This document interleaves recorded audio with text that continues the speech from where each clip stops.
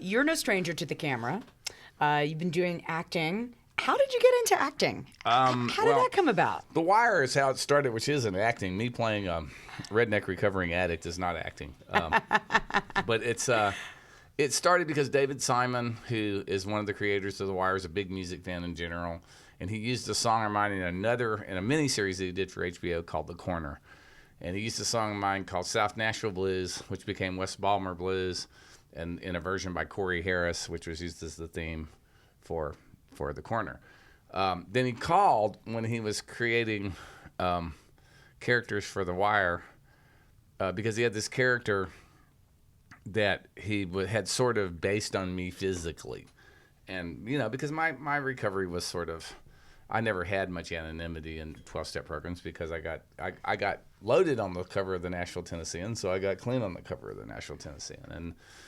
And so he contacted my manager, and I tried it, and I dug doing it, and The Wire was so fascinating to me because it was as political as television gets. It was created by two people who really cared about the community that they lived in. They believed the war on drugs was destroying their community because it was being fought largely for the glorification and election of politicians rather than any sort of concern for the people on either side of the issue in the community that it was being fought in. And it went on for 5 years, and I got to be Waylon off and on, and it led to I've been asked to do some other stuff. Now I've got the one credit all New York actors have, which is a Law and Order. If you go to see theater in New York, you look in the back of any playbill, everybody's done Law and Order in one of its incarnations. And I'm doing just finished the first feature that I've done, which is sort of the opposite of Waylon. Character looks a lot like Waylon, but acts completely different. As a drug dealer in a movie called Leaves of Grass, which was written and directed by Tim Blake Nelson. Okay. And Edward Norton's in it twice. Actually, he plays twins, and I beat one of them up and shoot one with a crossbow, and it's a comedy. And Susan Sarandon's in it, and Richard Dreyfuss, and it'll be out late this year, early next year. And looks like I'm doing another. David Simon has a new television show getting ready to start on HBO later this year called Treme, which is set in New Orleans post-Katrina, and it looks like I may have a part in that. Well, it looks like acting's paying off. It's not bad. The insurance is better. Well, I want to bring up 30 Rock.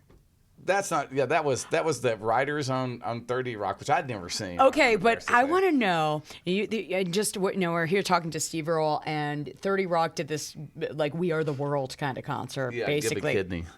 Yeah. And everybody's in it. How did that come together? Was everybody in town for something, or? A lot of writers. Well, most of the people, if you go through and look, you'll find that the vast majority of the people are people that live in New York. Okay. But there are some exceptions. Like Sheryl Crow lives in Nashville these days, and but I think she still has a place in New York. It was basically there are a lot of writers on 30 Rock. It's a show created by a writer, and it's a pretty large writing staff, and everybody has pretty diverse interests in music. And so basically the writers got to, pick a couple of artists to invite. Okay. And so they and it worked great because they got an incredibly diverse, list of artists. And it was funny, man. It was like, most of us were there for one day, but, of course, obviously the people that had speaking roles were there the day before. Elvis. Who else had a Sheryl Crow did. Sheryl had a line or two, and it just. But most of it was done in one day, and we recorded our parts in that studio where you saw it filmed, which is where the whole thing's filmed. It's filmed at Silver Cup in which is where The Sopranos was filmed. It's an old bread factory converted into a film studio where a lot of television that you see in New York City is filmed, and it was what was really funny is Michael McDonald and Wyclef and I recorded our stuff together because our little segments, this sort of little ensemble part together, and we're recording our piece, and there's 50 or 60 people there, all the writers, all the staff, and at least 50 or 60 people in the studio. And suddenly we get through about 2 lines, and Wyclef goes, "Wait a minute," takes off his headphones, puts them down, says, "I can't do this, man. I can't go through this." And he goes, and they go, everybody just sort of freezes. You hear a pin drop, and he goes, He goes, no, man, I got a friend that's been waiting for a kidney for 2 years. I can't do this. I'm out of here. And he puts down the headphones and he starts walking out. And you could, I mean, nobody was even breathing. And he got almost to the door before he turned around and said, I'm just kidding. And he Oh puts my headphones God, back on. that's And hilarious. he got anybody. There were probably people that came out there that day and said, oh, I knew it all the time.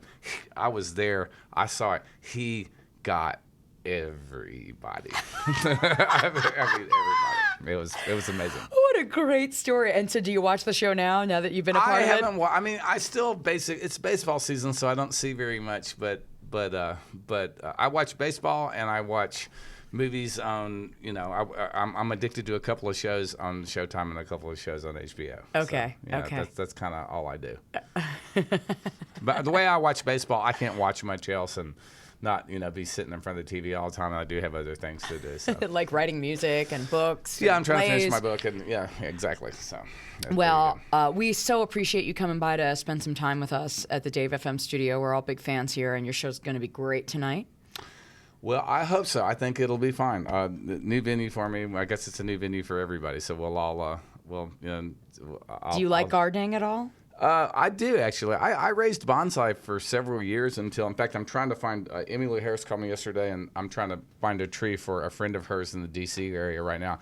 I don't do it anymore because I had one girlfriend with a black thumb that killed every tree I had during one tour, and I haven't been able to, come up with the gumption to start it all over again. But at one time I had like 15 or 16 trees, and she killed every one of them. Well, see, that's why you miss the drummers more than the girlfriends and the wives. Now my situation is completely different. I'm seriously overmarried in every category now, so it's a whole other thing. So I may start doing the bonsai thing again. Actually, I got a question from a listener about that, about your wife. It's from Christy, who said, how did you score such a hot wife? And it's like I had decided that I got a dog that was going to live for a long time, and after the girlfriend that killed all the trees, and I was like, I just decided that, I've been married so many times, so I figured out that the problem was me, and so I was just attracting all the wrong kind of people. So my plan was I got a dog that was going to live a long time. I was going to have the toilet moved into the middle of my living room to discourage, put pizza boxes all around, try to discourage any women from even thinking about moving into my house ever again. And then I met Allison, and she was opening for me on the Revolution Starts Now tour, and then all bets were off, and my life's changed drastically, and all for the better, and I don't know the answer to that question. I don't know what I. Well, what I you don't did. have to answer it. Even the blind pig gets a pearl every once in a while. Because Christy, my listener, also wants a personal shout out at the show. So, it's tall order. Allison's in town, so there's like no way.